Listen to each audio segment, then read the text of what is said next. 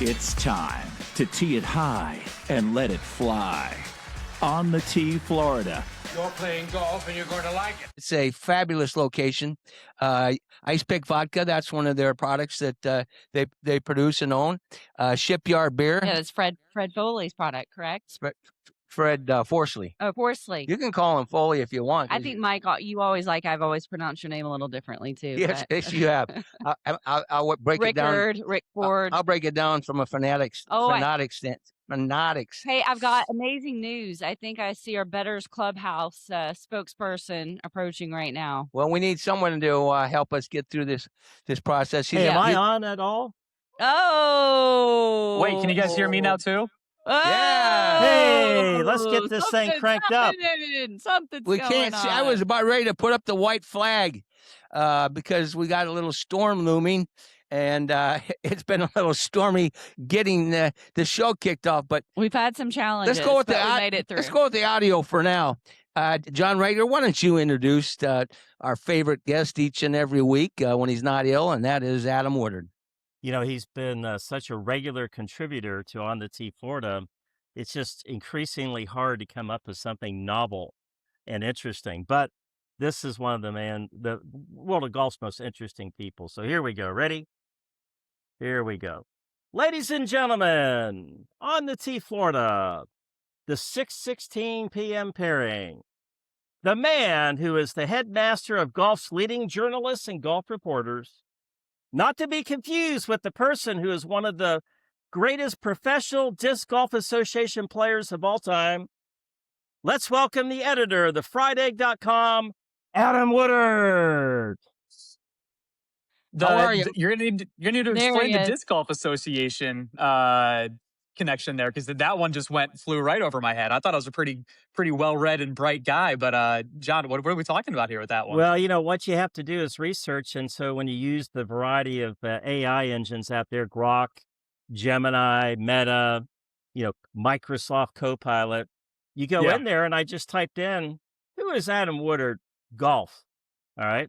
Well, there's another Adam Woodard that's one of the all-time greats in the Professional Disc Golf Association. But they say not to confuse it with you as the Adam Woodard of golf. That's shocking that anybody would confuse me with anybody successful like that. But yeah, happy to be back. And luckily Johnny, like you said, it's tough to keep coming with introductions, but you still find a way. So, we're a couple years into this now, but yet you still keep coming with the heat. So it's very much appreciated. But enough about me. Let's talk a little golf here, shall we? Exactly. Let's talk a little Arnold Palmer Invitational. Yeah. Or should we start with Shane? Shane Lowry. No, and the what- Cubs. oh, You're not you know going to what? go backwards at You this just point. leave Shane behind, Positivity, man. I know. It's so He sad. did such a good job at the press We'll leave it conference with when Adam. he blew it. But I'll let's say talk one about thing on Arnie. that. One thing on that real quick. Given the stuff that happened last year, Colin Morikawa, the whole I don't owe anybody anything. Even Shane at one point came out and said last year, we need more time in between this because I'm fuming and I'm mad. For him to get out, and I know it's you're supposed to do it, but I still think we need to commend athletes when you go through something like truly just heart-wrenching, just gut-wrenching loss like that. I mean, that's as bad as you can lose a tournament, and that's as bad as you can give one away. For him to stand up, say what he said, took it on the chin. I have a lot of respect for Shane Lowry and had a hell of a lot of respect for him before last week, even more now. Great guy for the game. Glad we have him around. Truly hope that he's got some good stuff coming down the line for him because he's a guy that speaks his mind. You never have to worry about what he's thinking about. And I just hope all the good things happen to him. So tough loss, but the utmost credit to him for taking it on the chin and talking about it right after.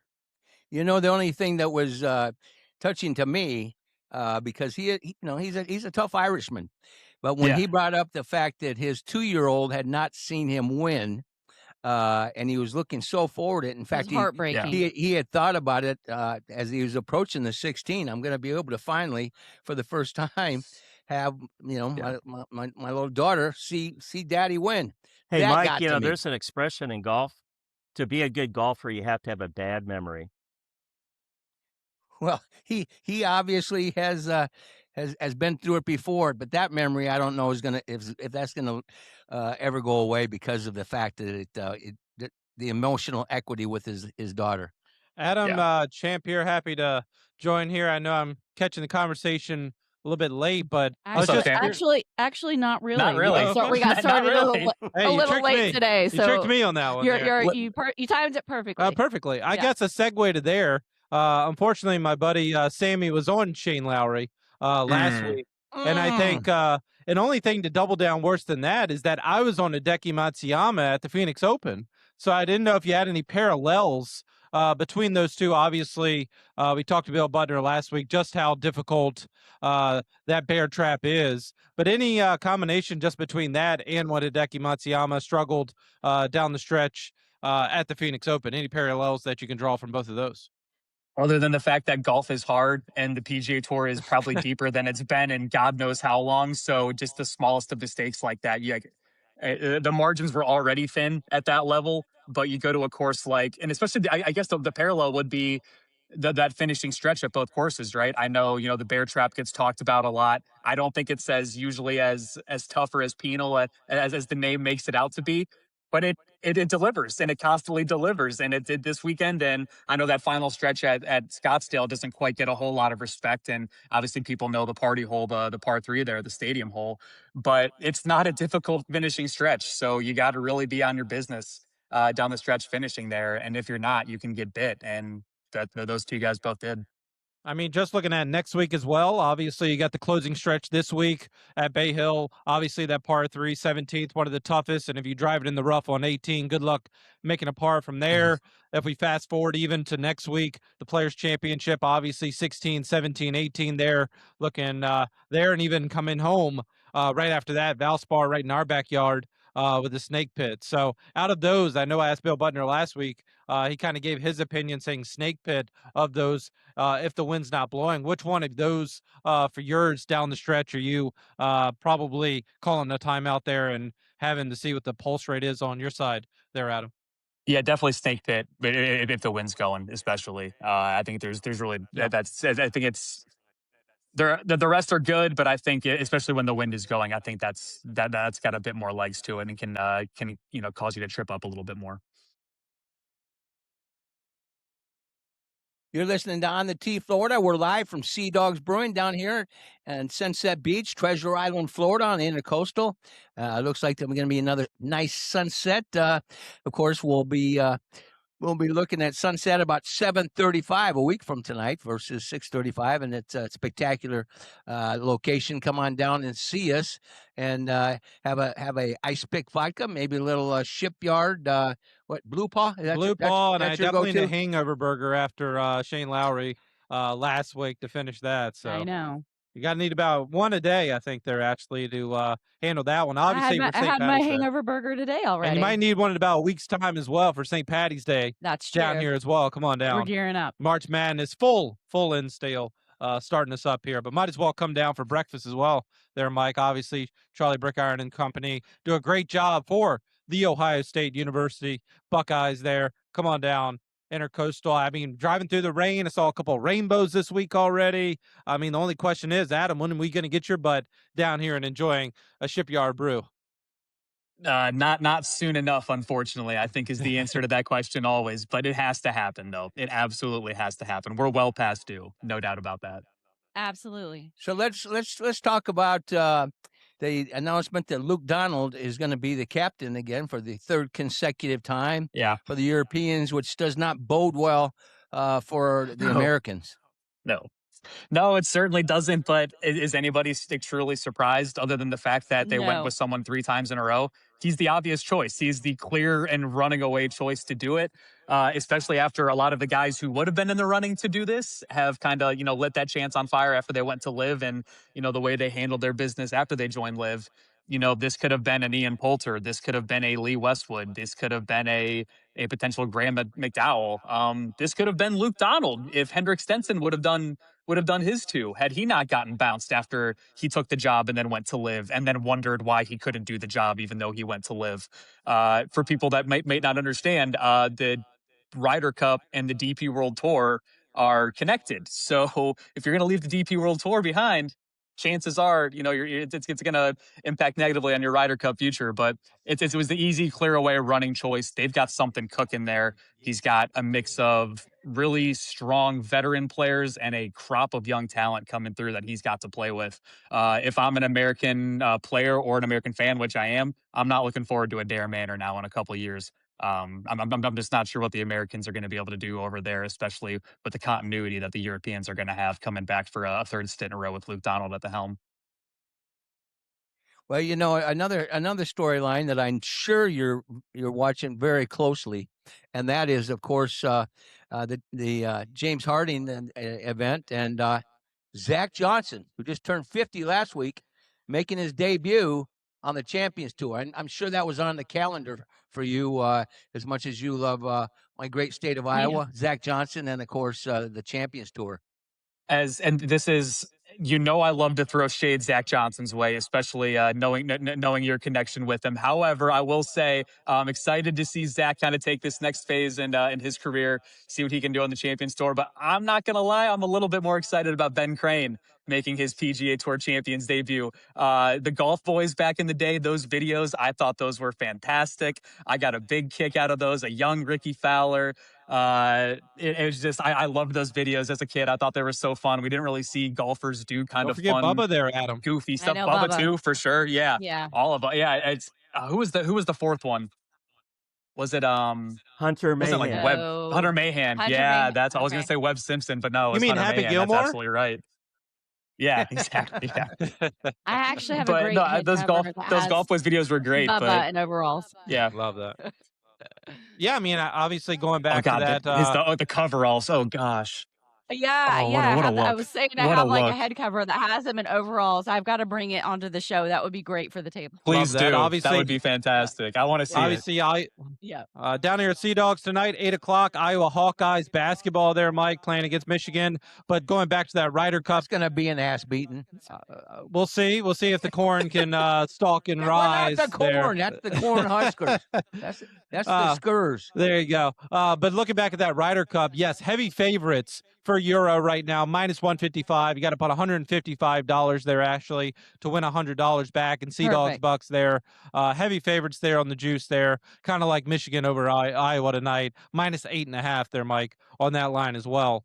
But yeah, I mean, I think Not so for bad. me, coming forward, Florida swing there for me. And one guy that's a keyhort that we've got to get this guy off the team there, Adam. I know you and the guys over there at Fried Golf have a heck of an interview coming up at 8:00 right after this show. They can head on over and check that out. What are some tidbits you can give the patrons here of a little bit of that interview with one other than Roy McIlroy? Yeah, so we had our guy Kevin Van Valkenburg go out to Riviera for the Genesis this week, and we were able to get some time with Rory. It's a very wide-ranging conversation. We probably talked to him for, I don't know, close to about an hour. We got that condensed down into a pretty solid interview. But yeah, that'll be coming on the Fried Egg Golf YouTube channel tonight, 8:00.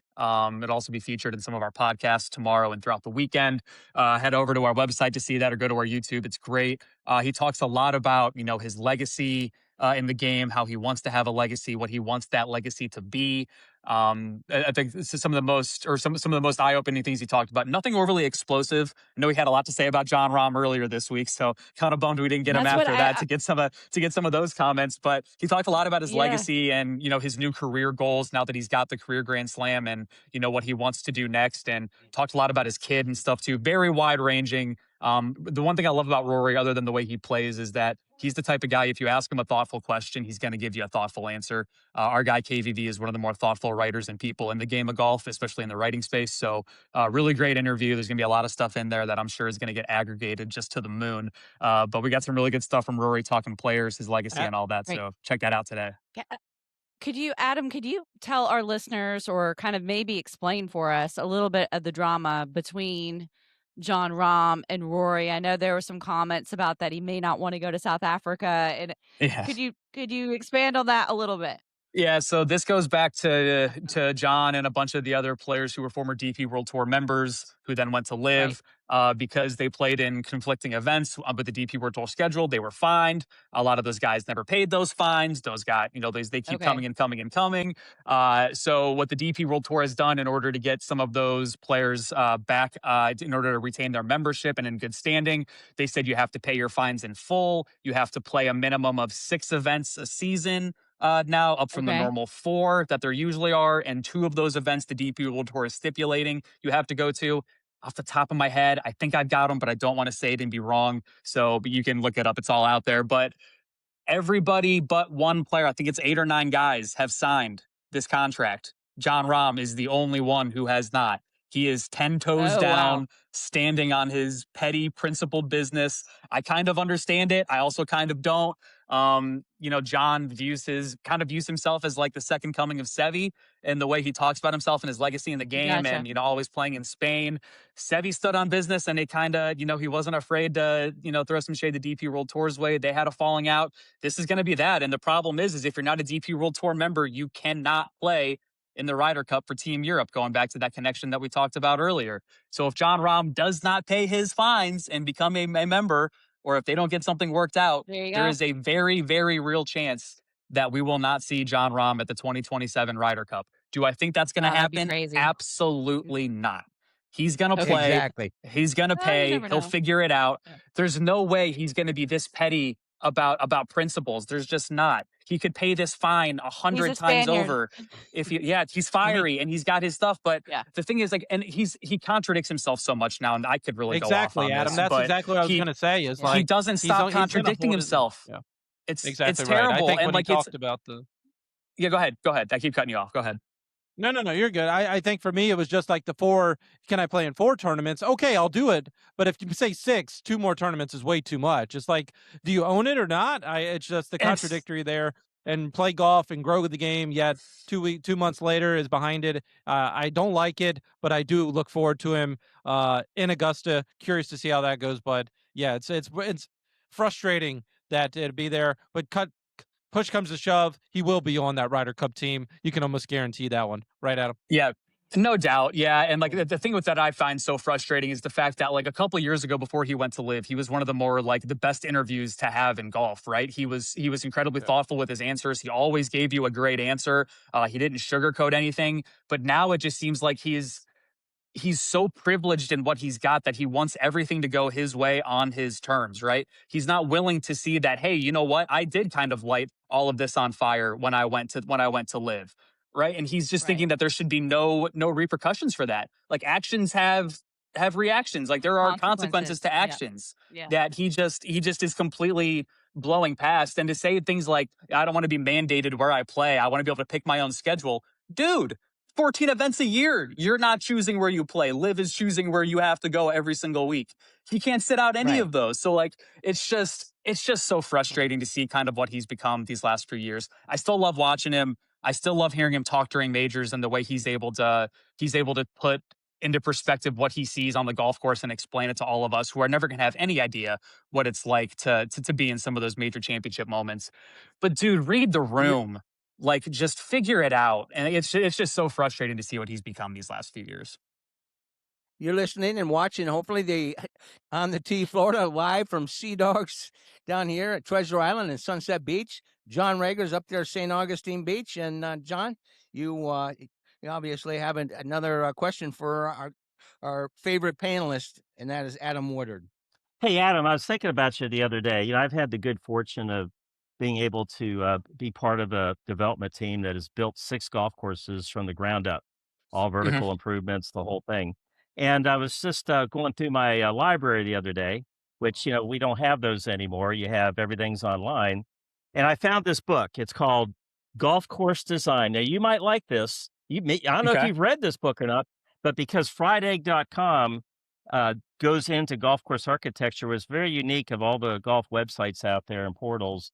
They don't cover it. So this book, it's probably hard for our viewers to see this, but this book was written by Robert Murrell Graves and Jeffrey Cornish. And, and I looked through it because this is a book I actually referred to. It was published in 1998, but these people obviously have a wealth of knowledge of golf course development. And it's almost timeless. So I would encourage the folks out there that go to friedegg.com. You may want to take a look at this golf course design book, because even what they're doing today still holds true, 50 years later. So this is not supposed to be a book review here on the Tee Florida, but I thought you'd appreciate seeing a book like this, and for your writers and that write about the golf courses and the designs, especially since you had the design the whole contest out there. And Yeah. so I was just thinking about the other day when I pulled that book out of my library and took Well, a John, look I at think it. about you often too, so it's good to see that that's reciprocated. But we I are don't Friday want Golf. to hear. It's a bromance. It's a bromance. I don't boy, want to okay. hear that. Hey, John, Oh. is that a green reading book? Because I think those are outlawed on the PGA Tour, but it does look green and look like you can read it. So I don't know if it's a green reading book or not. Well, it's a book. It has pictures in it too. So, if you want to, if you Hey, those are want the some best light kinds. reading. I'm all right. It's only I'm picture all book. right then. It's got pictures. I'm good. I'm good to go. Hey, but Adam, those two people are the most foremost golf course designers in the world, and they've imparted their knowledge into that. And I thought that was pretty interesting because nowadays everything's online. When I was developing golf courses, you had to have this huge corporate library, and you would grab every piece of paper, every manual, every book, everything you can find to be able to design a golf course. And nowadays, it's all online. But I thought that was pretty interesting. So, again, not a book review, but actually, I thought that was pretty interesting. Next time I see you, I'll lend you the book in case you want to catch up on some stuff out there and see how old school architects did things. I have a list of books actually on like golf course design that I'm going through and reading now, trying to get myself up to speed, because I am so far and away like the novice of all novices when it comes to that, in a company full of very bright people when it comes to golf course design and architecture. So it's like every day's a school day here at Friday Golf. But if you like books about architecture, shameless plug here, we actually published our own book last year on golf course architecture and design a little bit, highlighting the 20 courses that kind of founded our company. So if you like this show, you'll definitely like that. So check it out. And we got a reorder of those coming out here in the next couple months. So start planning ahead for Father's Day and all that stuff now. And it's a perfect coffee table book and a gift for a golf lover in your family. And I'll have to get us one for our set down here at Sea Dogs. Yes. All right, let's ask another question. Of course, it's Arnold Palmer Invitational, and Ricky Fowler getting the Arnie Award. I thought was superb, very cool. He was emotional about it. He loved the king, as most people did. But your perspective there? Fitting. Absolutely fitting. They've had a relationship. They had a relationship for a very long time. Anytime Ricky talks about Arnie, I interviewed Ricky for something for Golf Week a few years ago, and I can't remember how Arnie came up. It might have been before the API, and he was talking about it. Just the way his face lights up whenever he talked about Arnie, and the stories he would tell about the conversations they would have in his office and stuff like that was always a bright spot. Whenever I think about my reporting career. But it's fitting, right? Rory's kind of one of those people, kind of like Arnie became. Like Rory's gonna be, one of the faces of the tour for a very long time, even though he might not have the wins to show it, or he certainly hasn't played to the level in his career that Arnie did in his. But he's kind of like a statesman for the game, if that kind of makes sense. And if you guys kind of pick up what I'm putting down there, Rory's going to be, or not Rory, Ricky's going to be around for a very long time. He's going to be a guy that's probably never going to lose his tour card, but he's also probably not going to win a whole lot and be in the conversation. But he's a good statesman for the tour. He definitely has done a lot for the tour over the years, and bringing in new fans with his different deals and the orange and stuff. You still can't walk around PGA Tour tournaments without seeing a bunch of little kids, decked out in the all orange Puma gear like Ricky was. So he's definitely had an impact on the game at a pretty young part of his career, and I'm sure he'll do plenty more in his career. But yeah, it's fitting to see Ricky get honored like that, especially given the fact that he did have such a great relationship with Arnie while he was with us. Hey, Adam, I heard there's a famous interview with Ricky Fowler and Arnold Palmer when they were early on in his career, when he started playing in the Bay Hill Classic before it was named the Arnold Palmer Invitational, and he would play in that. And I remember Mr. Palmer would have TV interviews, with players that are doing well, and they had an interview with Ricky, and he wore his hat inside. And I guess at Bay Hill, you do not wear a hat inside. And he's sitting there with Mr. Palmer, and Mr. Palmer reminded him about wearing his hat inside the clubhouse. And Ricky took that hat off real quick. And yes, sir, Mr. Palmer, no problem. I heard that story today. Similar. I was going to ask the same question.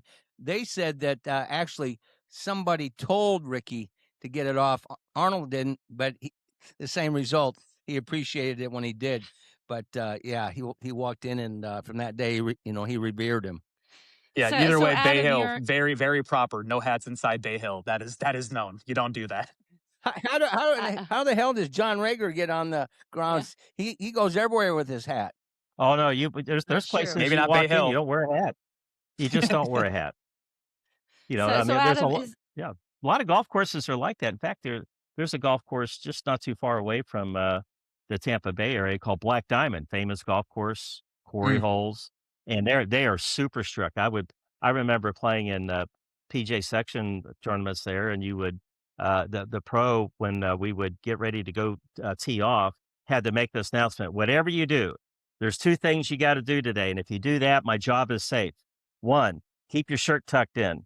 And number two, take your hat off when you walk in the clubhouse. And that was it. I mean, the pro actually was saying, I'll get fired if you guys, misbehave that's and right. walk in the clubhouse with your hat on. Yeah. That's right. It's getting stiff in here. So Adam, just a question.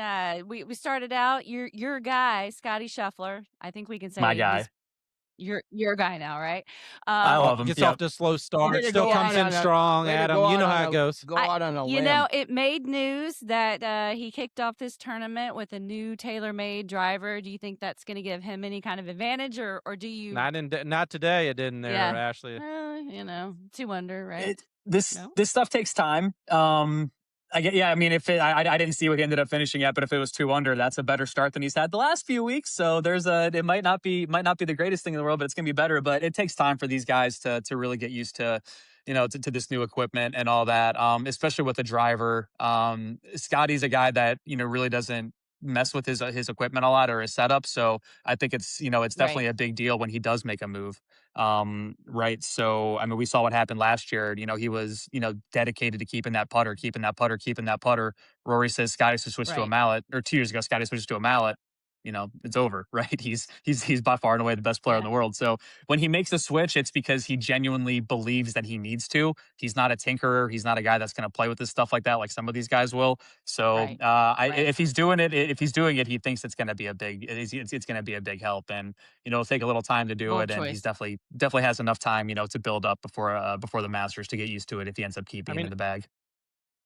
I mean, Ashley, if anything, Bay Hill is a course that is very tough to hit fairways, so Yeah. he can drive it a little bit more wayward here. It is going to be firmer. As we know, we really haven't seen much rain down here in Florida True. in the past outside of my drive down here from Tampa. But I Today. mean, Yeah. but he finished 18th in the field, strokes gained off the tee ranking there. Finished at 2 under par. Likes of Rory McIlroy was third, but finished even thanks to a 68 out of 72 players in approach there. Aldrich Potgieter, one of the longest drivers out, fourth there is DFL on the list there. So obviously you'll need the full tee to green game at Bay Hill, but just as Adam said, he's got next week, he's got this week, he's got next week at Players, and then obviously I expect him to go up to Memorial Park and play it in Houston as well prior to Augusta, and then that's where he's kind of probably dial it in. But these guys, obviously a money grab this week in honor of the King. And also, shout out to the best probably Sports Center commercial ever, which would be Arnold Palmer doing the lemonade, doing the iced tea, and just a golf clap as SVP. And a shout out to Stuart Scott as well. Gotta love that classic. Sports Center. Is that your top Sports Center commercial there, Adam? No, I don't think it's my favorite. I had to really think about which one would be my favorite, but I will say the first time I ever met SVP at the Masters, I brought that up. And it's like, how awesome was the Arnold music? He was like, it was the easiest thing we ever had to do. He was like, all I had to do is just say that was awesome, and just stand there, him and I was it. And I don't know if it was Stuart Scott or maybe it was Stan Verrett, one of the two. But them just sitting there, just jaws dropped, just in amazement. Every time I think about it, it makes me laugh. That's always a good one. Anytime they use the mascots, I'm a sucker for that. Like when they have the Florida Gator for the golf stuff or something like that. The crowd of people following Tiger through the through the cubicles and stuff, that was always a fun one. Love that. The Follow Me to Freedom with the old school one back in like the 80s, that was always a classic when it was always a really good one too. Arnie doing that commercial, all timer. You're listening on the T Florida. We're live from Ferg's Sports and Ferg's Sea Dogs down here. Wrong night, Ferg's. It happens. The entire night has been confusing to me, and the old man is fumbling, stumbling, and bumbling. Let's shift gears and go to Puerto Rico, and of course he lives in the region, and that is young John Daly. Shot 2 under and sits in 15th down at the Puerto Rico. He's got some game, and he's really starting around it and figure it out. He's obviously always been a long ball hitter, just like his dad, just like his namesake. But to see how he started to develop at Arkansas, and he's really starting to how do I want to say this? Really polish those other parts of his game, right? He's becoming a better putter. His approach play is getting a lot better. When guys who are just like these speed demons like that, who have just such crazy ball speed and strength, it can be really tough with your irons, and especially the mid to length and the long length irons too, to be able to swing with and be able to have the touch that you need, and maybe even chip around the greens too. Our guy Joseph Lamagna wrote about that in the Friday Golf newsletter a couple of weeks ago. These speed guys who can struggle with approach, but you're seeing a guy like Jake Knapp is the same way, where he's got just immense speed and talent, but then he's starting to figure out his iron play, and he's playing really well too. That's something that Little John, not so Little John, if you ever seen the guy, he's a unit. It's something that Little John can definitely do, and it's definitely a part of his game he's got to figure out. But when he's playing well in the other parts of his game and he can really let it rip with the driver, he's going to be a dangerous player coming through. Not really sure, it's probably way too early to kind of forecast what kind of a pro he's going to be, when he gets to the PGA Tour. If he even gets to the PGA Tour with how competitive stuff gets and the fewer cards, I would imagine he'll get there. But we don't know what he's going to be. But if he can play as consistently as he has been, of late, he could be a real problem here in the next couple of years for the tour.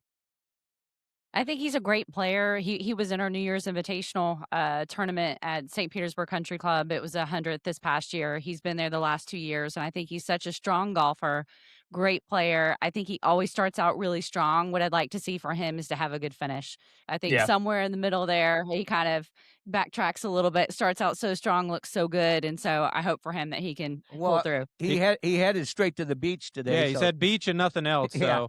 Shout out to that. Might be good for him. Adam, obviously the name that kind of strikes from that top of the leaderboard is one Gordon Sargent. I think from him, obviously, roller coaster of a ride is probably golfing. I mean, he could write a whole autobiography on what he's had in college and starting on the college team. Not obviously, we've had Brentley Romine on here. Trying to figure out miscuts, 7 under par today. I mean, that'd be a heck of a story for the weekend. Any thoughts that you have on the Vanderbilt Commodore? Yeah, he's a guy that I've talked with Brentley a lot about over the last couple of years. And like you said, he could write an autobiography about his time in golf, and even just the last couple of years, like you said, by far and away, probably the best player in the country to not even being able to make his team and get in the roster and get in the lineup at his school. It was a real tough look there for a little bit, but he's a resilient kid. He's a young kid. We knew he was going to figure it out. It's going to take a bit of time at some point. You've seen a guy like Nick Dunlap too, who came out firing, and then the driver yips have just completely tanked his last probably 18 or so months. But with a guy like Gordon, who first player to make it through PGA Tour U and earn his card that way, there was a lot of people really looking at him when he made his first Masters appearance, looking at him on the range when he played the U.S. Open. He's always had a lot of attention. It might have got to him a little bit. I don't really know. I haven't really had the chance to talk to him about it. They've kind of kept him, kind of kept that part of, his journey and his struggle, close to the chest there a little bit. But he's a heck of a player, man. He's so incredibly talented, and he's a little guy, but he can really move the ball. He's kind of like Matthew Fitzpatrick in that way, where he's not going to blow you away with his size or his stature, but get him on the course. He's going to beat you by 5 or 6, especially if he goes low. And that's the other thing we saw today. The kid can go low. When he's feeling it, he can fire at pins. He's got an insane amount of confidence. And when he can back it up, he can be a really dangerous player. And we saw that down in Puerto Rico in that first round today. Obviously, Daniel Berger leads. Arnold Palmer, great 9 under par. Don't forget Luke Clanton. Luke Clanton playing over on the other side. Another FSU alum there. Finished at right at 3 under par as well. Another name I'm looking at on that board is Ricky Castillo. Played well last week at the Cognizant Classic there as well. I look for him to back it up there. Any names from that front page of that leaderboard? Kind of, because I mean, obviously we're looking at Chandler Blanchett leading the way there. Any of the names maybe a little bit further back that people really haven't probably tuned into Arnold Palmer, but maybe looking at Puerto Rico. Any names kind of stick out there? Michael Brennan up there as well. Yeah. Any other names that you might keep an eye on? I'm happy you mentioned Ricky because I don't know if we've talked about him on the show before, but I'll talk to anybody I can about Ricky Castillo that'll let me talk about him. He's one of like the swaggiest golfers, one of the swaggiest golfers I've ever seen. When he was coming through Florida, he had never had if he's got a button. It'll be the last button is going to be button, the only one that ever needs to be. That kid lets the chest show. He's got the necklaces, the puka shells, the whatever it is. The kid's just got swag. The way he carries himself, the way he acts, I love him. He's always every name that has to be Ricky. Is that like a first name Ricky? It just that might has be to have if you're going to be a Ricky that plays golf. Yeah, if you're going to be a Ricky that plays golf, you have to be cool. Yeah, you have to be cool. Yeah, but no, Florida coaches loved him. JC down there in Florida just raved about him when he was coming through, and then when he left, it was he might take a bit more time to get to the tour. He's not going to be one of these bona fide guys right away, but he was always a top 10 player when he was an amateur. He was always one of the best guys making those Walker Cup teams. He's incredibly talented, another guy that can really go low and really run, but just consistency has always been a thing he's kind of struggled with, and sometimes he can get a little squirrely. But love to see him playing well. Think he could be another one of these young guys that comes through and really makes a name for himself in the next few years. Like I said, might take him a little bit longer to lock in that consistency, but the dude's an absolute dog when he's playing well. He's a lot of fun to watch, and he's a personality that the PGA Tour could really use, especially if he starts winning and getting some good results under his belt. Look good, play good there, Ashley. Yeah. As far That's as my there, I motto. mean, you That's got my to do motto. it there. Obviously, What are your picks there this week, champ? yeah. I mean, At Puerto Rico. Unfortunately, I picked a guy named Rasmus Højgaard because he's supposed to be the best player in the field. He didn't show it today, unfortunately. But I do think that he does just seem like these other guys. I haven't really checked the weather too closely. I think we were expecting some rain down there in Rio Grande. There, Rio Grande there. I don't know I'm a true gringo here on the show here. But what I do know is that guys are going to go low on that course. You're going to have the tough, fiery aspect that Bay Hill's going to be over in Puerto Rico. You're going to have low scores. He goes out and shoots another 6-7 under par. I really like that Ricky Castillo. There is a name that I really have on there. Another name that I'm really looking at as well is David Ford. See if he can bounce back. I know he had 6 straight birdies on the back nine there to lead that off, and then had a couple other bogeys coming in. So those are the names I'm really looking at. If we're looking on the other side, I'm on Cameron Young this week. I think he's a great course fit, long striker of the driver there. He can use that as a weapon. Obviously, long irons this week, 175 plus, and you got to have the short game there as well. Also, I'm on 2 under par for Scotty, as just Adam said.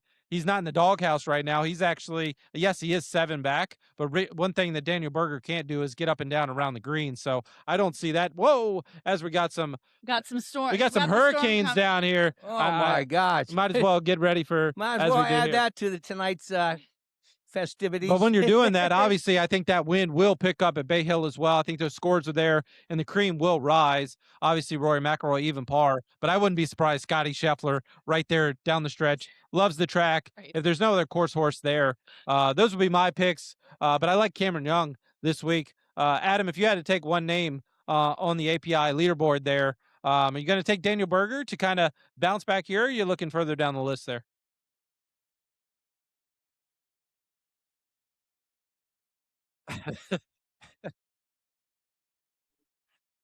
What's his handle? STRAITVIBIN.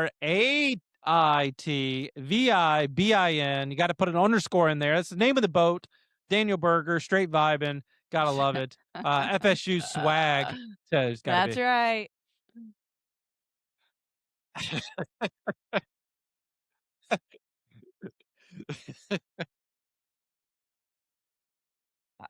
Cam Smith, number 1 there.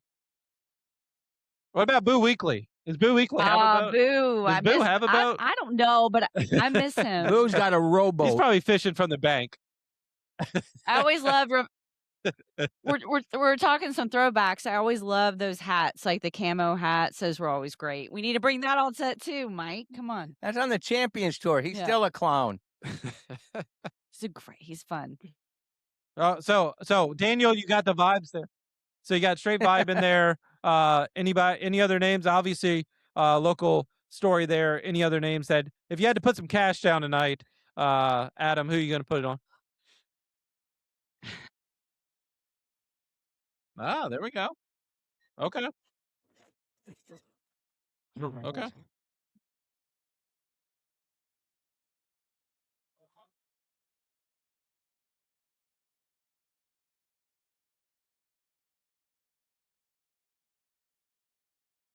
Yeah.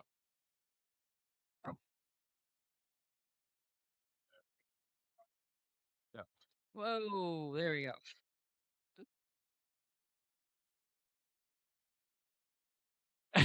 Yeah, Right. there's a Hey, lot going on tonight. A lot hey, going on.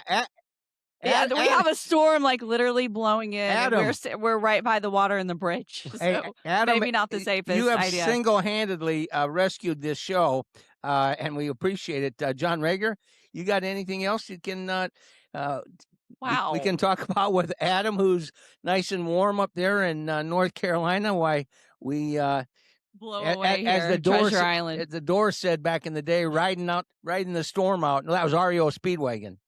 Well, Ab, tell us about what's coming up with friedegg.com, because I know I'm looking at your website. I see like golf tournaments coming up and all kinds of exciting things. In fact, Brendan Porath, who writes for you, I was watching him on the Golf Channel this week. Did a wonderful job on, I think it was like Golf Today or something like that, one of those shows out there. But so what's happening in your world and friedegg.com coming up?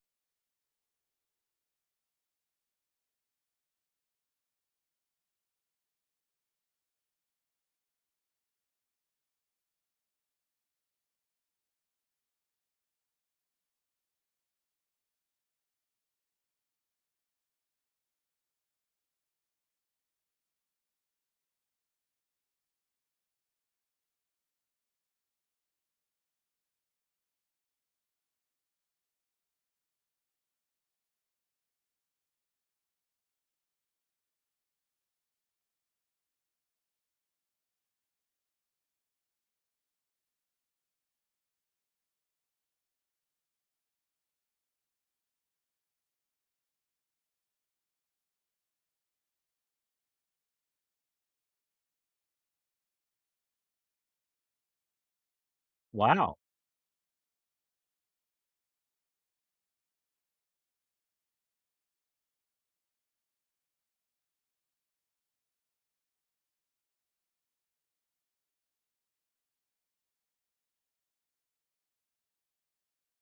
Well, you the next time you have a company meeting, you need to lobby hard to get you down here to the Valspar, and they see how much fun we are. I mean, we weather storms down here to have you on. Are we fair weathered? I wouldn't say we are. No, we aren't. And in fact, I want to thank you so much for all you've done for us the last year and a half.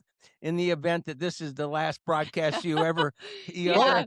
Big question. you ever hear our Possibly. voices. Possibly. I'm sure John Rager will take on the tee and roll with it, but the three of us probably won't be here if this continues. Adam, I don't know if you could tease us, but any talk of Bridgerton for Rory McIlroy obviously led to his Grand Slam there, Ashley. If we know anything about golf and the way to motivate a golfer to win the Grand Slam gold jacket and hit probably the golfer shot of the year, obviously on the 15th there. Any talk of Bridgerton and maybe just his diet, how that week went to capture that illustrious green jacket?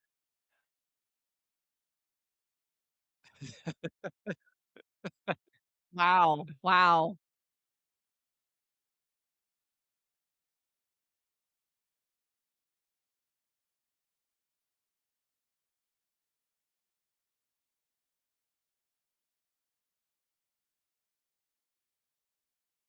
Yeah.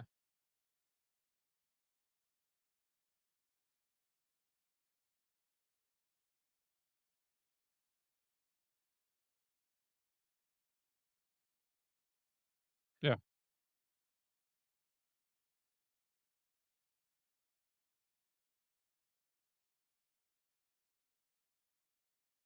I think you're Mike's kid. I think you're fostered into the Iowa family of Mike there. Obviously, Adam, obviously big news on the Rory McIlroy. Obviously, second at Riv behind Jacob Bridgman there, but winning the Seminole member guest with his dad, with his daddy there.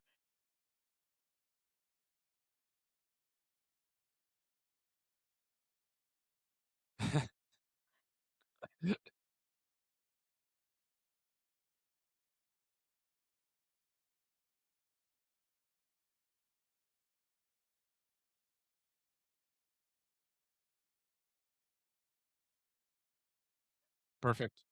There you go.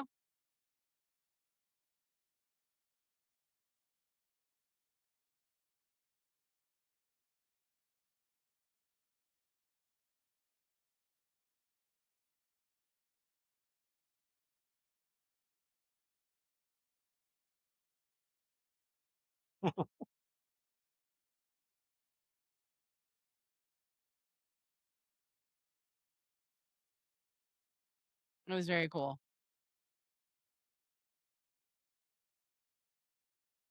Well, I've a good friend of mine, Gene Elliott, who's been on the show quite often.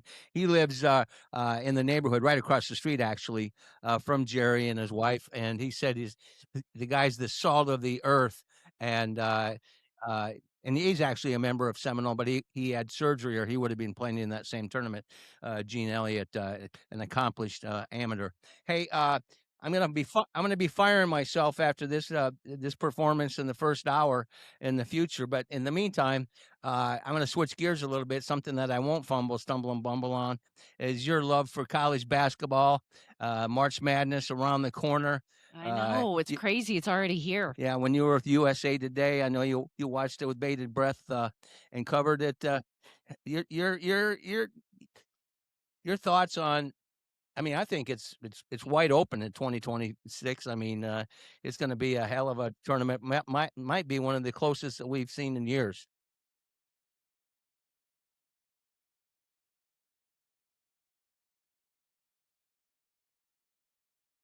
Get rid of that Gators cup.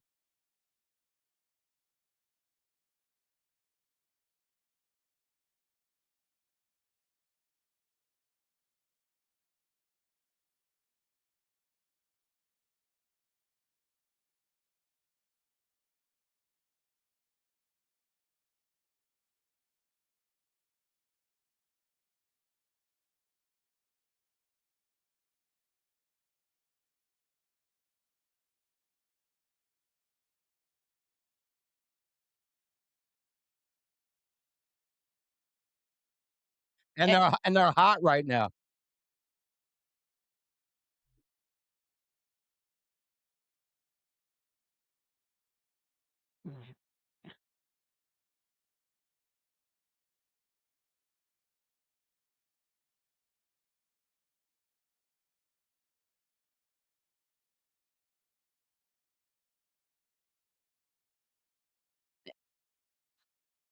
Sure.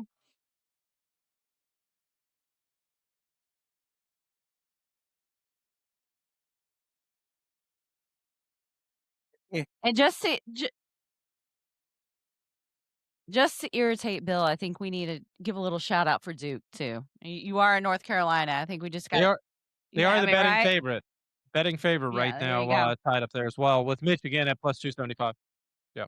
What were you saying? Yeah, always, always. Yeah, just looking at the board there right now, Duke and Michigan lead the way, plus 275, put $100 down, win 275.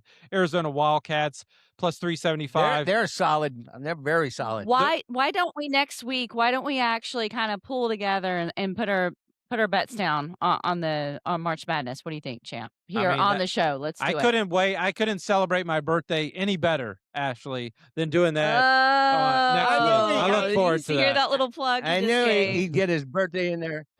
Yeah, exactly. Front 940, unfortunately, but we're gonna finish with a nice 29 on the back. Don't you worry.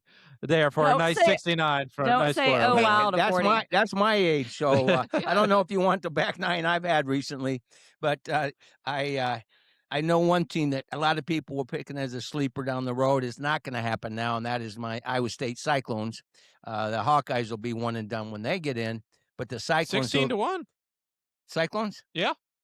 Well, they've got to start shooting free throws better, and they certainly need to finish, and they have not done that of late. Yeah, I mean, Florida's 6-1 there. I do think one of those, like maybe mid-major, that type of thing. Plenty of wide open tournament there.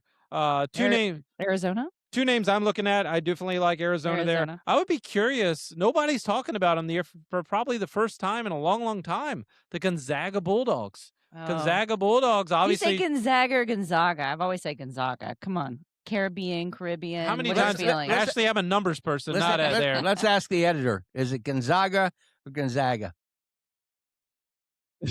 Come on, man. Gonzaga.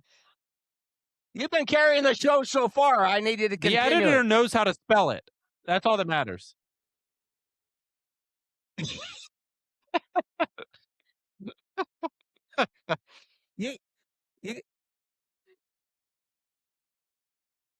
Oh.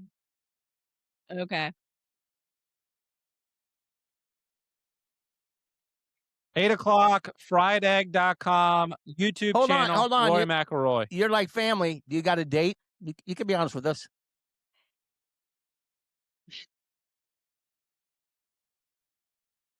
He's probably got a bingo sheet to fill out. Adam's got a bingo sheet to fill out. He's got him ordered. Enjoy yourself as a backup for. Have yourself a nice solo or a band. All right, enjoy yourself, my man. Thank you, Adam. Wear your nice cardigan out tonight. I've got mine on. Cardigan. Yeah, and Arnold Palmer. You got to have a cardigan out. That's an old lady cardigan you have on there. This is, you know hey, what? Mike, if anything. This color is very in. I'm right. I'm on point. Mike, as always. Anything that happens tonight, don't worry. It's just going to blow over. That's the one thing I know since I've been on set here for about 45 minutes is the winds are howling, the takes are hot. And where the heck is Bill Butner? Is what I want to know. He's there sitting at Eckerd College. I wish I was with him. What do you mean? I have sucked this entire hour. I'm shocked because I'm so freaked out about our production. But that's the problem. Yeah, see, Champ when you're the owner. Yeah, Champ missed that. Champ missed the first part of the show. You need to fill him in. He doesn't even You're more know. stressed on instead of the delivery. I got to get over that. I've got Adam over there, and he'll get things under control. I think we need to get him a couple brews here, Ashley, to calm the nerves. Maybe a shot or two. I can't drink it. I'm about ready to take this bottle of THC beverage. Oh, we got the CBD. Yeah. Oh, CBD beverage. Needs to hit the pipe there, Mike. No, I'm about ready to take that ice pick vodka and just start chugging it. I tell you right now. You won't, Mike. Oh my God! I told him it was Mercury retrograde. I can't even read my own script because I was so intense. Yeah, that's all right, Mike. That was a great conversation. John Rager, I should have turned it completely over to you because you're just sitting up there, nice and calm. Hey, listen, I'll tell you what. Drinking out of that Gator cup. Yeah. This has been one of the best shows I've enjoyed. I've got my master's beverage. I'm watching the Golf Channel. To the microphone. And you know what? I am in eager anticipation of the Valspar Championship coming up. Hey, John. What? Oh, there we go. There he is. There I am. Iowa Hawkeye. You ready to introduce him there, John? Here we go. So we're going to introduce our next guest here. Ready? We're, on the T Florida, we do first tee introductions for all of our guests. So here we go. Ladies and gentlemen, on the T Florida, the 7:07 p.m. pairing.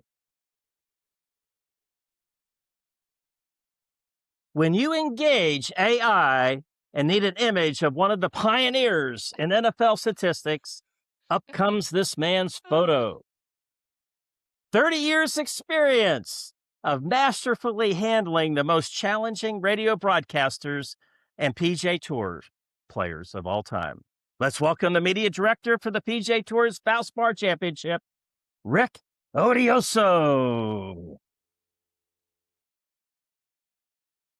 We got a big gallery, like a Valspar gallery. That's great. Oh, yeah. Exactly. I mean, we're talking that was sound effects for 10,000 people. Yeah, just like the first tee at the Valspar on Thursday morning. Well, Good we're to down see here. You guys. Great to be seen, and we certainly appreciate you taking time out to join us. I know it's a busy time of the year. We had a great conversation with Tracy last week. She's superb. She could carry it. Well, she did carry this show by herself, and you as the media guy have carried him for numerous years. Bill Butner, who I know you know very well, he bailed on us because he's the scorekeeper, and it's the conference champion. the conference championships for Eckerd College. So that's where he's tonight. But I know you guys have some history as well with Bill Butner. Hey, Rick, before we start talking about the Valspar Championship, I just want to lead off our listeners and viewers out there to get a little background on you because you're a very interesting individual. You're not just golf, you're not just football, but you have something very unique in your life as far as how you got into this business and what you did with the NFL, the Tampa Bay Buccaneers, and how you became the media director for this golf tournament. Just give us a minute or two about yourself. Well, I worked for the Buccaneers for 19 NFL seasons. I was the PR director for the last, for 17 of them. And then in the late 90s, came time to recalibrate my life. And I picked up a bunch of side deals, kind of. I mean, none of them by themselves are a career, but I worked for the Valspar Championship seasonally. I do PR, I do statistics for TV broadcasts for Fox Sports, for the Lightning, for the Rays, and various other things. Did a Phillies game today. So it's an interesting life. I've had, other odds and ends come in as well, but those are the foundations of what I do. And now it's Valspar Championship season. Well, I have a show called the Tampa St. Pete Sports Connection live from Ferg Sports Bar and Grill. If I can remember which location I'm at tonight.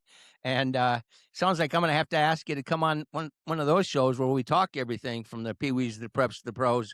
What would you say of all those hats you've worn, which has been the most intriguing and interesting, or they all pretty much in their own right have some value for you? Well, they all have they all have their own right. I mean, being an NFL PR director and, the various people that came through the Bucks are kind of from Doug Williams to Steve Young to Vinny Testaverde to Ray Perkins to Sam Weiss. So I saw quite a few, John McKay. I saw quite a few NFL figures. And then when I started with Fox Sports, I kind of started at the top. I was on the Madden Summerall crew for 5 years. Oh my God. So man. Did you have a so turducken? I've had turducken. I seem to remember the turduckens were made in New Orleans, and one year we had a Thanksgiving game. Well, actually, we worked Thursday in Dallas, and we worked Sunday in New Orleans, where the home of the turducken was. And I remember carrying a turducken through through the airport, wondering why, I was doing such a thing, why I thought I needed to bring one home, but I did. Yeah. So yeah, we had turducken. I was on the bus with him, with Madden, and I I don't know if it's a distinction. When I was with the Bucks, um, I actually was asked to give John Madden a ride to the airport. Yes, you heard right, to the airport, and that turned out to be the last flight he ever took from Really? Tampa to Houston. Wow. And Houston, he had enough. He had enough of it, and got off the plane, and I guess he took a train back to Oakland, and never flew again. No, we're And talking then he didn't fly for what, 20, 30 years after that? I mean, after that, never did. I yeah. mean, I remember we were booked for a game in Australia, a preseason game, and he said, "You're gonna be doing it without me," and he Well, did. what We did. Well, you probably know a very good friend of ours, Barry Smith, and we have him on Yeah. the show on Saturdays quite often. All fall, we had 50th anniversary interviews with Randy Grimes, Steve DeBerg. I could go on and on. You know all these guys. But I was going to say, from a flight perspective, if anybody ever flew on the Bucks flight, did you ever fly on that plane? These guys tell me all these horror stories about how scary that was back in the day. The year I joined the Bucks in '78, and I believe in the time I was there, we always flew with a major carrier. But that was not the case in 1976. I'm not sure who they used, but It, yes, I it heard was that. his. It was his own. It was his own plane. Well, I don't know if he might have leased it or something. It was something called McCulloch Airlines, as I recall, which obviously you could look it up. But I heard stories about that too, that it wasn't as good as But most of the time I was there, we flew one of the major carriers in a regular charter, and so it wasn't any any big thing. But yeah, it Well, was an interesting time, and when I was there, I missed them in '77 winning their first 2 games at the end of the season, but then 2 years later we were in the NFC Championship game, and then there's a lot of good times, a great win in Detroit in '81 in the last game to win the division championship, and then a lot of bad years. So it was an interesting tenure with the Well, I Bucks. remember the worst of the first, but Hmm. I had moved from Tampa Bay to go work for the PJ Tour up at Jacksonville, and they didn't have the Jaguars up there yet. And people would Right. rag me about the Bucks and how bad they were, and this, that, and the other. And we had an expression: "They may be the Bucks, but there are Bucks." That's right.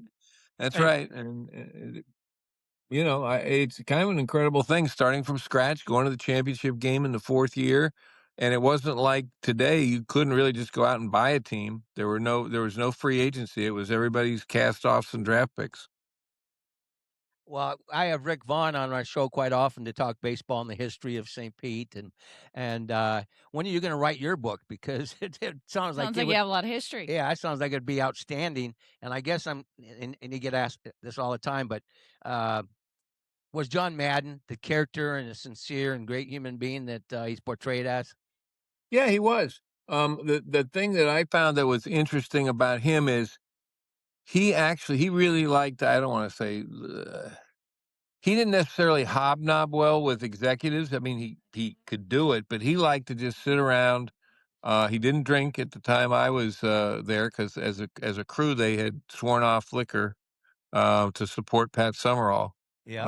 And so we would sit in the lobby and a lot of times, and he would just chat up regular people. A lot of his friends were people like firemen and people at the hotels he stayed at. I mean, he didn't um, go around with the highfalutin people.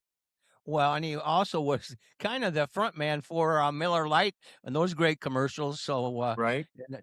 that's pretty unique that he didn't, participate. But I applaud him because Pat Summerall obviously had a tough go of it, and he had his support. That's cool. Hey, Rick, Hmm. we're a show that's famous. We are a golf show, and football discussions break out all the time on our golf show. Right. Sure. So, Well, I'm going baseball next. oh, now we're going baseball. But hey, Rick, Spring Valspar training. Championship coming up. What do our listeners and watchers need to know, or viewers need to know about what's coming up with the Valspar Championship? Because now it's getting really close, and there's a lot of commitments to the tournament, I would assume, at this point, and maybe a few celebs in the pro-am. Why don't you give us a heads up on what's coming up? Well, I mean, it's kind of remarkable considering where we sit as the third week after uh, API. I always want to call it by another name, and the Players Championship. So to play in our tournament, most of the world class players have to play a third straight week, and yet we've got quite a field. Xander Schauffele. I'm really excited that JJ Spawn is playing this year, U.S. Open champ, and right? Yeah. right, and Yeah. Ben Griffin. So those are three guys from the top 20, and Victor Hovland's in the top 20, and that would be the official world golf ranking. Brooks Koepka's making one of his first starts. But I don't know, maybe his Oh, fourth wow. start back. We've Yeah. got Brooks Koepka in the field. Patrick Cantlay hasn't played with us for a long time, but he finished second the last time he did, and he's in the field. Jordan Spieth. Um, if his health is good, it is likely that Justin Thomas will sign up late. He has not as of yet, Oh but no. I think he's back this week, correct? I yeah, know he yeah, had like a back injury, yeah. he's back at Bay Hill, and I just think he wants to make sure everything's Okay. uh, up to up. But Justin Thomas has not won the Valspar. He was second last year. I think Yeah, he was that's right. third a couple years ago, and he has the best stroke average of anybody that's played more than 20 rounds on the Copperhead. He just hasn't Wow. converted it into a win. So he really loves the place, and I'm sure he thinks he can win. Hell, he had the lead with a hole to play last year. So um, we'd love to have him back. Um, it was kind of funny last year. Jacob Bridgman finished third in the Valspar, and I kind of who's Jacob Bridgman, but now he's the winner, 2 weeks ago at Genesis and top 20 in the world, and um, he has not canceled his commitment. He's coming back. So, Right. there's quite other, a lot of good other players too. So it will be one of the better fields you would have for a non-signature, non-major. Hey, Rick, So so, you so have a unique perspective here because your tournament chairman is Ronde Barber, NFL Hall of Famer, Tampa Bay Buccaneer great. And Right. give us your perspective on how he got involved with this and what's his role with this tournament. Yeah, I may have had a little to do with that in the sense that I definitely. as my memory serves, we were looking for a celebrity to do something, and I knew Rondé a little bit. I'd worked with him on Fox broadcasts, and we got him to come and do something. And Tracy got talking to him, and next thing it's he's been with the tournament almost a decade now, I think, and in various roles.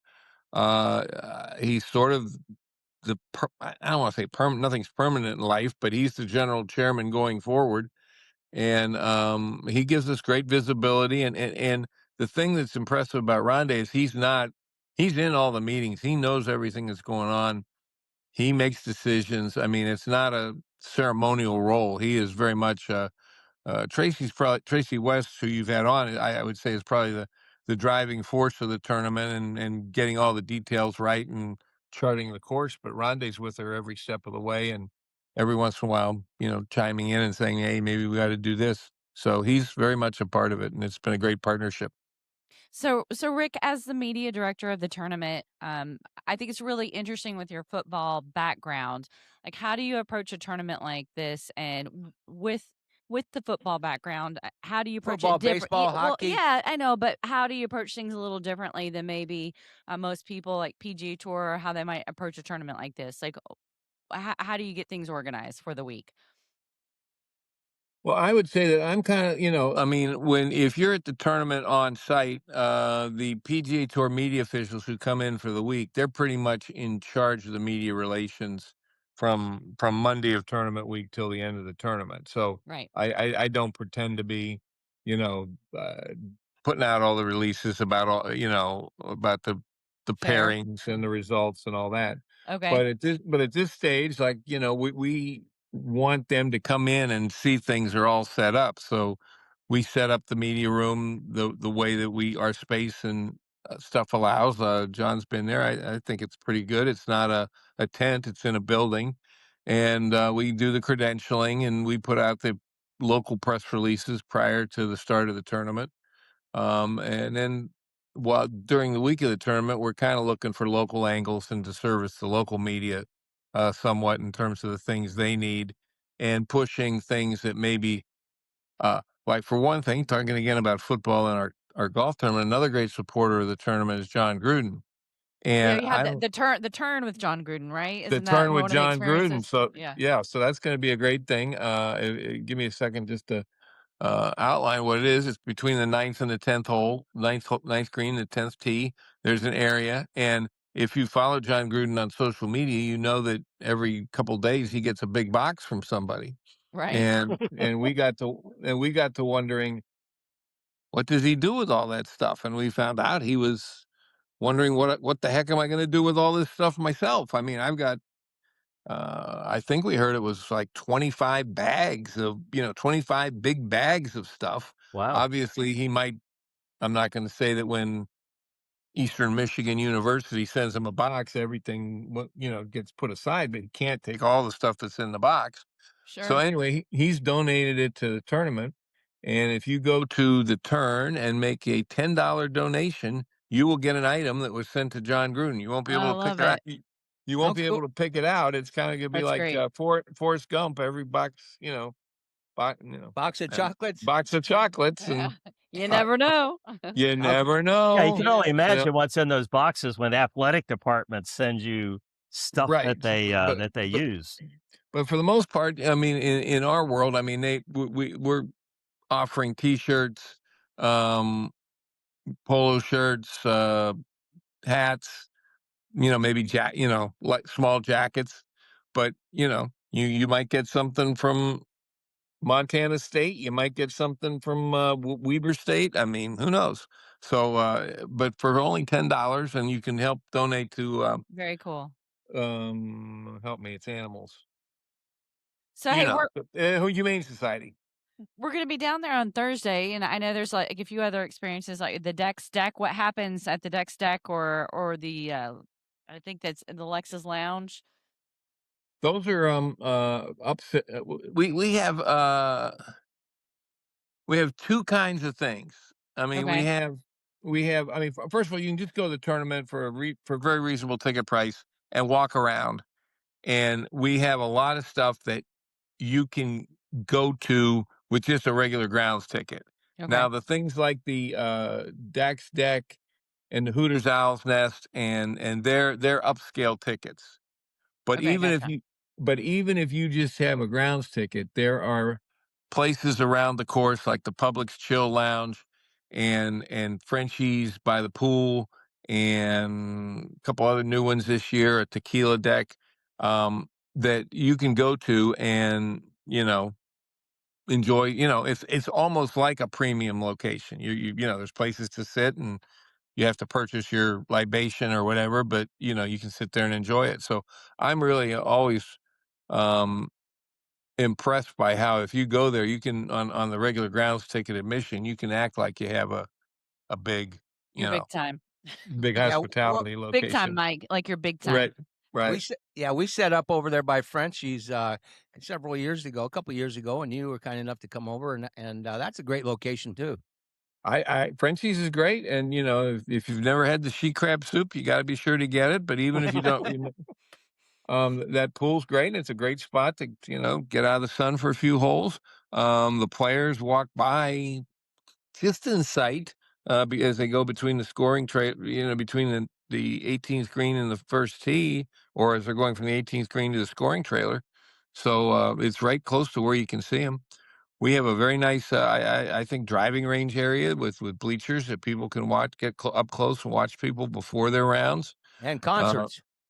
And then we have a concert Saturday night. I mean, that's our biggest day is Saturday because we have a concert, and it's got two very well-known, Lee Brice and Tyler Hubbard, two very well-known country western performers, and they're both going to do full shows out there on the driving range. So, and that is, if you have a Saturday ticket, if you're in the tournament on Saturday, there's no further ticket that you need to get to go see that concert. Rick, from a fellow statistician, what's your most colorful stat of the week when you go all through it, either to try to pick a winner of the tournament at the Valspar or the number of sheets you have to print out? What is the most colorful stat that you can come up with as the media director for the Valspar Championship? Well, I sort of did it there when I said that Justin Thomas has the lowest the best scoring average. That was my big off-year project. It wasn't. There you go. I kept waiting for somebody to do it, and nobody did it. So I had to go. I went through all the scores and figured it all out. And Love it.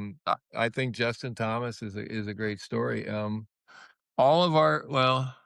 Moore was second last week.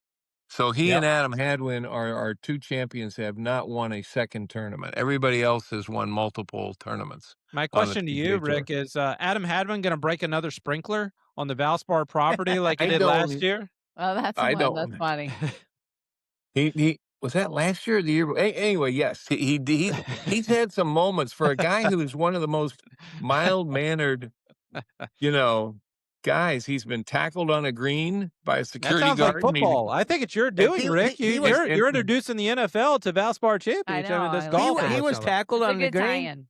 Yeah, he was tackled on a green at the Canadian Open with Tommy Fleetwood right there in his grill there, getting tackled by his own fellow Canadian as he won with over a 80-foot putt there. I remember that. Right, now. Nick Taylor. That's the one. Nick Taylor, and he grew up on a golf course together in Abbotsford, British Columbia, and so they're great friends, and so all the Canadian golfers, have a bond, and they were all there. The first Canadian to win the Canadian Open in a gazillion years, and so he rushed out on the green with a bottle of champagne, and the security guard didn't get the message that he was a player celebrating. That's right.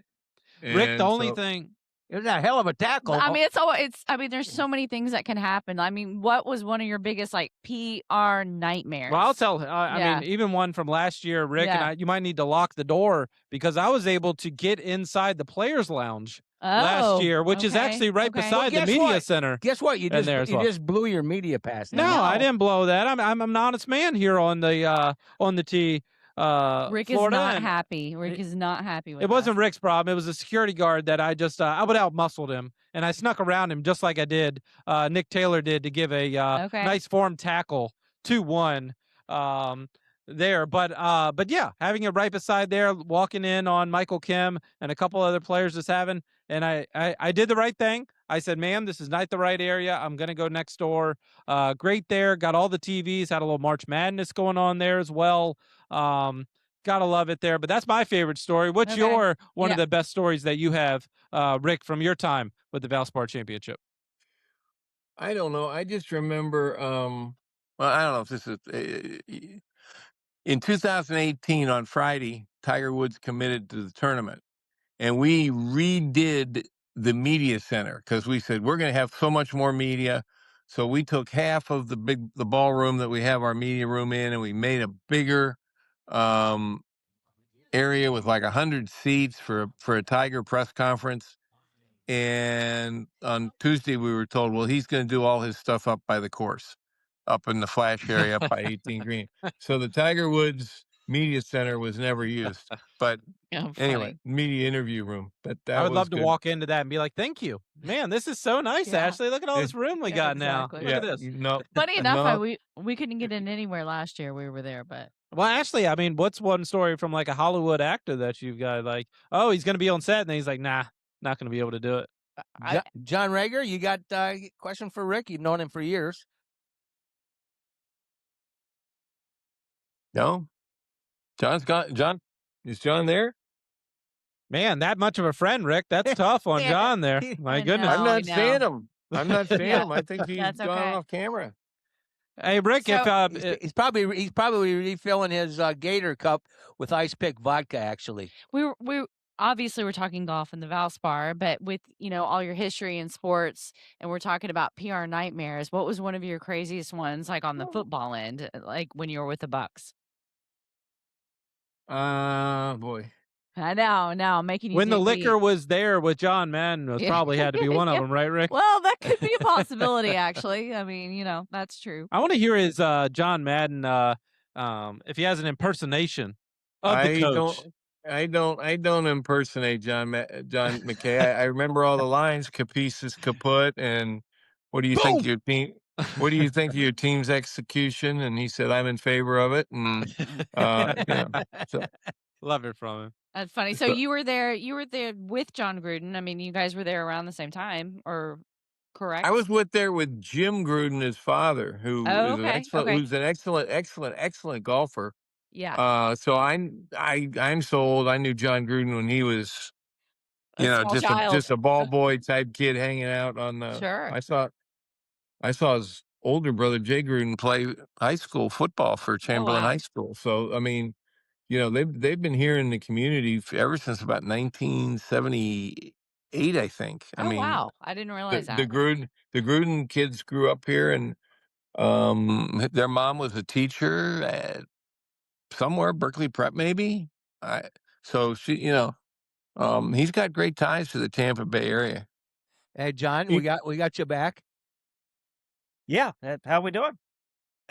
We're doing well. Thank You know you what so I'm really much. Glad to enjoying? have you back. Well, I'm really enjoying listening to some of the stories from the old Bucks because that Wait was a minute. I'm seeing a little an image video. Are you standing, John? I'm standing up right now. What's going on exactly? I'm stretching my Because I legs. think Actually, I'm just trying to stretch my part legs of out. your head is actually cut off, so I'm Okay. just curious. Well, I'm just It stretching looked my like legs. you were like here. in a football stance. here of we some go. sort. I'm Okay. back. Okay, good. We want to make sure it was you. We didn't know Yeah, it's I know. AI. We didn't see the face, so it was AI recognition of. We know, Rick, Right I there, really Rick. enjoy the stories of the old Bucks. As you know, my dad played 12 years in the NFL, was an all-pro linebacker with the Steelers, and I can remember the the first time that the Bucks practiced when in their inaugural year when they had their first practice. My dad was like 45 years old. He owned a restaurant in downtown Tampa, and he went down there to watch the first practice. They let some of the alumni from the Tampa Bay area in there, and I remember the discussion that he and my mom got into because my dad thought he could suit up and play right then. He was like, "I'll sign a contract right now. I could go play for them." And, it was really something interesting where I had the good fortune of attending the 1976 Buccaneer reunion dinner every year.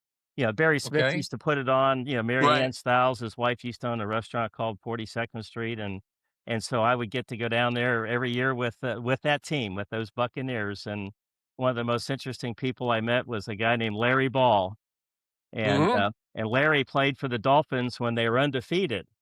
When they had the undefeated year in '72, and he also played for the Bucks when they went, I think 0-14 Oh, their first oh, year. and 14. That's right. So he's the only person that ever played for both teams that For went both undefeated and lost them all.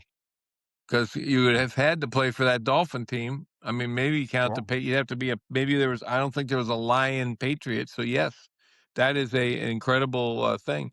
I remember Rick, Dave. I remember the days when I used to work at the Hall of Shame. They called it the Hall of Fame Inn across from Mm-hmm. the old One Right. Buccaneer place. And one You of were the the things, pro there. yeah, I was a young assistant pro there at the Hall of Shame. Right. Yep, for I remember that. working for Dick Corbett, who now it's the International Mall, and he decided that that's what he wanted it to be, but it took him like 20 years to finally get the International Oh, Mall we built. we. I'm not going to say we laughed at him, but a lot of people laughed at him when he said, "I just bought this not very good hotel, but the land is great, and that golf course is going to be a big mall," and Yeah, that's what it ended up being. yeah, we had 11 different general managers in the 2 years that I worked there. And once a month we had to go as the I was the assistant pro, so I was the manager on duty once a month, and my job was to make the change for all the profit centers, the lounge, the golf shop, whatever, and chase the hookers out of the hotel at 2 a.m. every Friday and Saturday night. I had to do that once a month. That was quite an education as a young assistant pro. If you were to say what hotel hosted the first NFL scouting combine, and you said the Hall of Fame Inn, you would be correct Well, because I'm gonna put that in my arsenal for the next trivia contest down at the Ramada Inn down there on West Shore Boulevard next Saturday night. because I remember we had all for whatever class that was, but I remember once I had to deliver. Remember, this was before cell phones, so people would call the Buccaneer office and they'd say, "We want to get a hold of this guy. He's one of the players there at the scouting combine." And I had to go. I went over and took a message to the great Hall of Famer Darryl Green. So whenever your Darryl Green was a rookie, he stayed at the Hall of Fame Inn for the first scouting combine. And that's something, yeah, that was quite a place, but now it's the International Mall. Daryl Green ran a 4.3 when it was unheard of in the in the combine. Unbelievable, tremendous athlete for the Washington Redskins. Where did he go to college? Do you remember, Rick? It's in Texas. I'm thinking it's a geographical Texas. I mean, we're getting so much Washington Commanders love on this show. First, we get Jay Gruden, former head coach, and now we get Right. Daryl Green on there as well. I don't know if it was North Texas State, maybe. I cheated and looked it up, and I was pretty right on. He went to the school that's now known as Texas A&M Kingsville. I feel like Gotcha. it was known as something Wow. else back then. I can't believe you had to use AI with your broad. AI is not the internet, Mike. Those are not the same thing. I said Thank you for pointing that out, champ. I said he went to a small Texas, and it was actually known then as Texas A&I.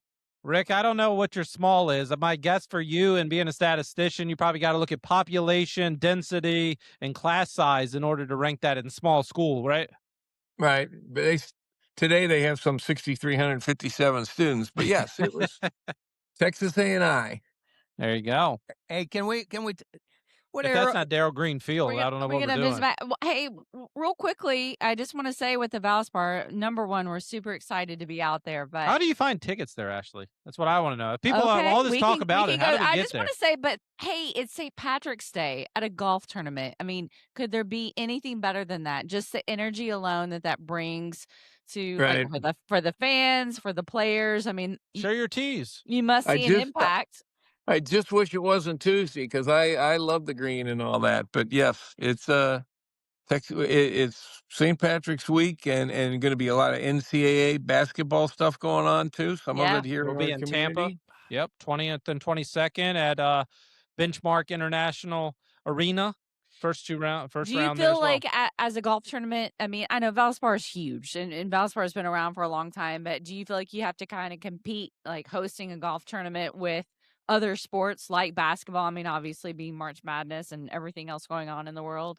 Is it tougher to get I don't know, that I mean, people attention have or to not pick. really? Yeah, for Yeah. sure. I mean, I think we're so unique. I mean, we start obviously with the people like you guys, especially like John, a lifetime golf fan. So you put a PGA Tour event on, you're going to come out and you don't necessarily even need big names because you can look Sure. at any field and you can see people you're interested in. And so we had that, and we were there for a long time. And then I think, especially since Tracy came in 2014, Okay. with the concerts and with more stuff that we do on the it's unique. It's not like you go out to a golf tournament, you're not assigned a seat to sit in and watch. You can make whatever you want out of it. You can follow John can be following Brooks Koepka every step, 18 holes. Other people can sit in one location and watch all the action. Some people may never even see a golfer. They go into a hospitality venue and socialize. A lot of people tell me they can't believe how nice it is just to walk out. It's beautiful there at Innisbrook, and just get a good walk in and see a lot of other people and people watch. So I've never known anybody who went to the tournament and even if they didn't have any interest in golf per se, came away and they didn't have fun, just being outside and doing, getting some steps in with other people. Actually, I Yes. think the biggest part is just getting them out there. If you can get Yeah. them on the grounds, I think they're sold. Obviously, Sure. a lot going on. Obviously, the concert and that sort of thing, making it work. But anytime I've been able to get a non-visit, anybody that hasn't been to a tournament that I've gotten there, be like, man, this is great. Where have I been? Hey, I think you're going to be there, hey, and that's the key there. I've got one more football question because we always talk about Rondé, but I want to know what's going on with Tiki these days. Tiki Do you does keep up with radio him? he does radio in New York. Okay. He's come into the tournament and other broadcast work. Yeah. He's kid. God, it's scary to think that all the Barber kids I think are out of the house now, except well, actually Tiki I think kind of has a second family that he started, but Okay. all the but there's a whole bunch of them that when I first started doing it they were like 10 and 12, and now they're Yeah. you know Rodney's got a kid studying in England, and his two daughters have done great. Very cool. So were Here we you? are asking you all these Yeah, I questions. know. I know. It's interesting. Here we are asking you all these questions, but we don't ask what was your favorite Valspar to date since you've been there. Well, obviously the Tiger one was amazing, 2018. I can't comprehend that the entire first hole, it's a par 5. When he hit his first shot every day, the entire first hole had a huge gallery tee to green, and you don't see that hardly anywhere, even at majors. And so we had tremendous crowds, and that will remain our biggest. And Tiger almost won it. I can remember standing there at the 18th, and he Patrick had Reed. Patrick Reed didn't get up and down, and then Tiger it was a very tough, like 30, 40-foot putt that he could have tied Paul Casey. Casey had finished early, and he had a low round, and he had pulled ahead, and he may not have had a single shot that was on TV. I mean, he was done and in the clubhouse, and nobody could quite catch him. And Tiger came up. I believe Tiger birdied 17 to get to within one, and then 18 he couldn't do the second birdie, and that would have been unbelievable. That was like near craziness. It was So it me was near hole in one on Thursday, didn't he too, Rick? yes. He played a great tournament. I mean, Yeah. it was a turning point in his recovery That's right. because he was a shot away from winning a PGA Tour event with a very good field.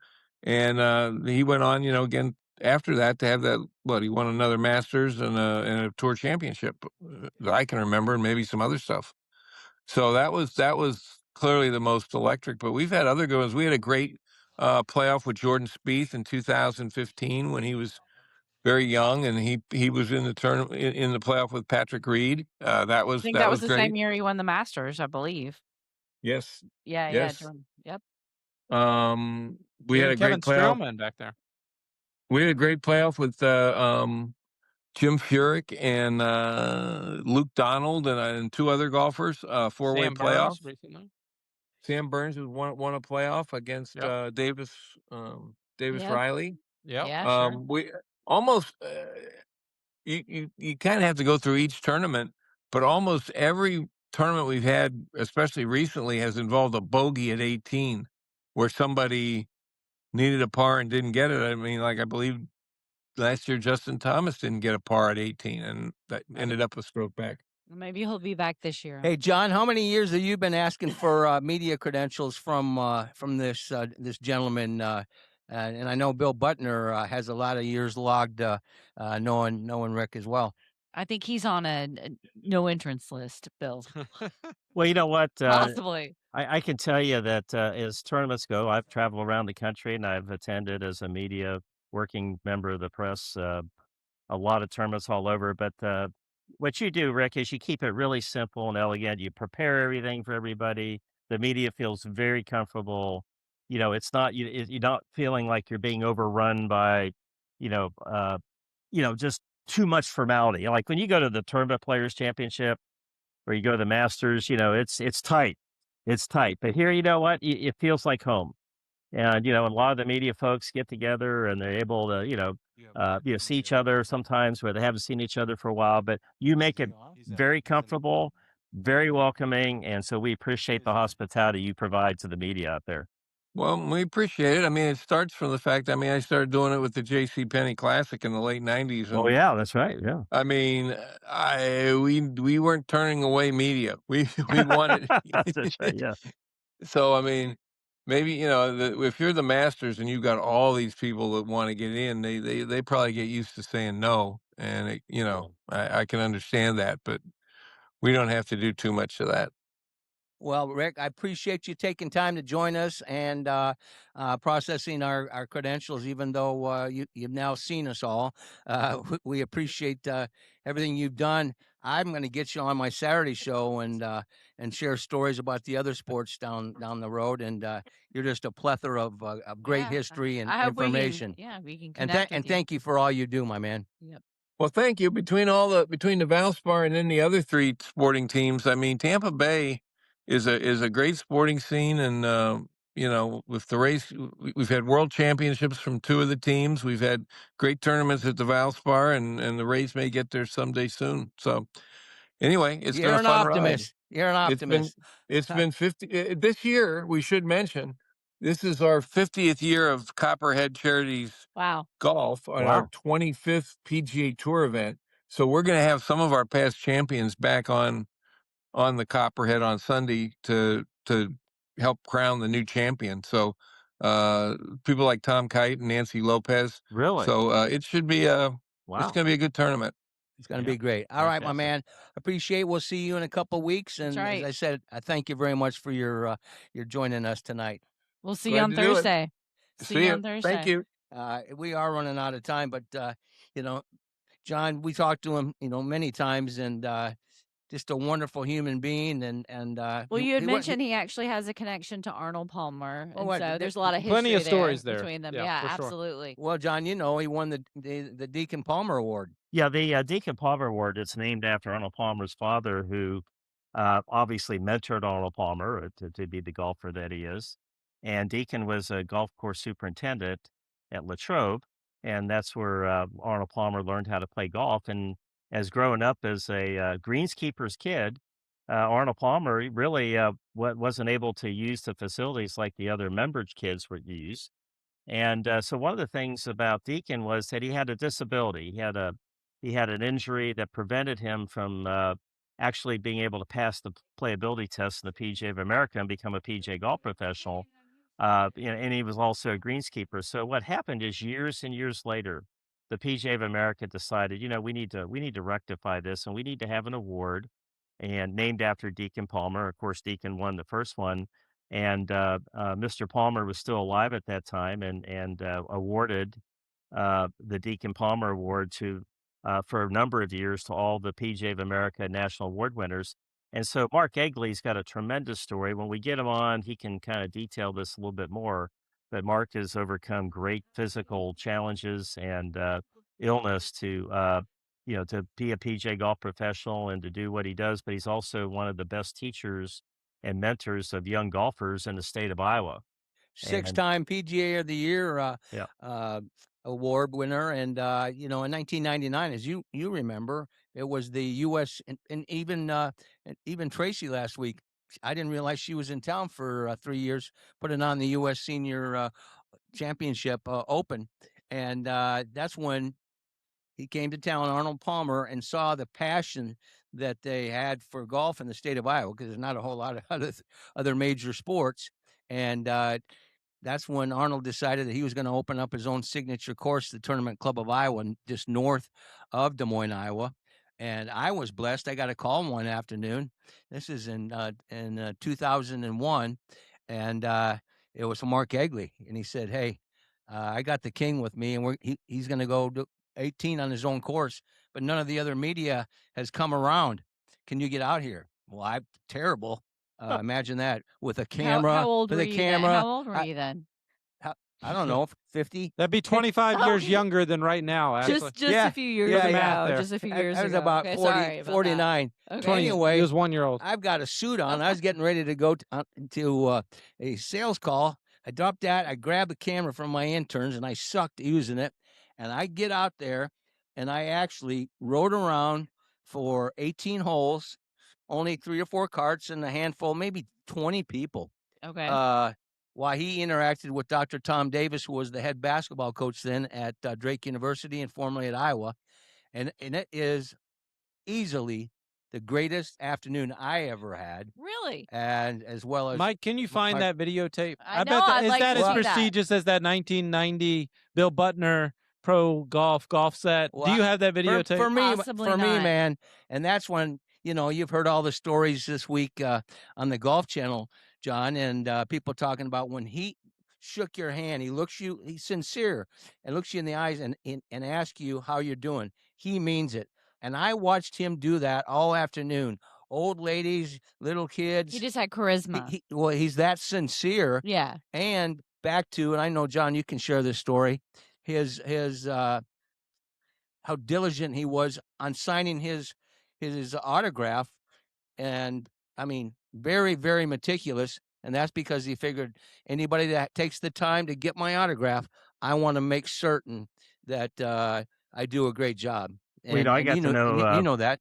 when I was young, growing up, I got to know Mr. Palmer as a young man. My dad, when he was a rookie in the NFL, Arnold Palmer was a rookie on the PGA Tour, and the PGA Tour had a rule at that time. The PGA of America actually owned the PGA Tour at that time, and they would withhold your earnings on the PGA Tour for 6 months, even whatever you won, and then you would get paid. That's why Arnold Palmer with his wife Winnie had to travel around in a trailer pulled behind the car. They didn't have any money. And so it was interesting. And my dad made $1,500 as a rookie linebacker for the Pittsburgh Steelers. So what he and Mr. Palmer would do, they would actually travel together in Western Pennsylvania to sports banquets, and they would both give a speech, football player, golfer, and they'd make $50. That was big money in those days. But I got to tell you a funny Arnold Palmer story that's personal to me. And when the Golf Channel, when he passed away, there's a lot of us that appeared on the Golf Channel telling stories. And one of the stories is I was out at the TPC, for announcing the Champions Tour event. And there's a guy named J.C. Goosey that he's deceased now, but he was a prominent, senior tour player. He owned the Space Coast Golf Tour. Bill, if he was on the show, he knows it. He played it. And JC would pay me. I was the head pro at director of golf at the Bloomingdale Golfers Club. JC would pay me $100 a week to give him a golf lesson. Well, all I had to do to tell JC Goosey was just quit aiming too far right. but I had to come up with a different way every week to tell him that. So I go out there, and there's JC Goosey hitting golf balls after the first round. There's Arnold Palmer standing next to JC hitting golf balls, and there's a guy named Nate Starks. He was an African American caddy. And I told JC in another 100 different ways, quit aiming too far right. And he starts hitting it better. Nate goes, "This is unbelievable. This is the best advice I've ever heard my man get. Here we go." And so Mr. Palmer walks over to him and he goes, "Hi, I'm Arnold Palmer." And he's, I'm like, "Yeah, okay, I need an introduction, right?" I'm just like, "It's Arnold Palmer. We know who it is." And he goes, "Will you look at my swing?" Well, I looked at my watch. TPC Tampa Bay is a long way from Brandon, Florida, and it's 4:30 in the afternoon, and daycare closed for my 2 kids at 5 o'clock. And if I didn't get back to Brandon, Florida from TPC, which is in Lutz, and we all know how much traffic there is, there was no way that I was going to get my kids. The state of Florida would get them. And so I said, "Mr. Palmer, I'm sorry. I got to go pick my kids up from daycare. Good luck next week. Good luck tomorrow." And I'm like, "Oh my God, I just had a chance to give a lesson to Arnold Palmer." And my dad's responsibilities kicked in at that point. Well, bravo, and I'm sure that the king would have respected that. I'm certain that he did respect it. But everybody has a personal story, if they had a chance. Not really. And well, and no, I'm trying to Just say a little joke. If they have. Yeah. I have a great picture of four Arnie stories of Arnie with Skip Alexander in my office that I like. I can bring that next week. We're good. I got plenty of them, but I was blessed enough to interact with him on 4 different occasions. Yes, and I mean, you're from Iowa, so. And he kept coming back to Iowa, and he absolutely loved it. Well, we're winding things down. We stumbled, fumbled, and bumbled. I feel bad about Mark. I feel like the last time he was on the show, we also had some type of issue where he got cut.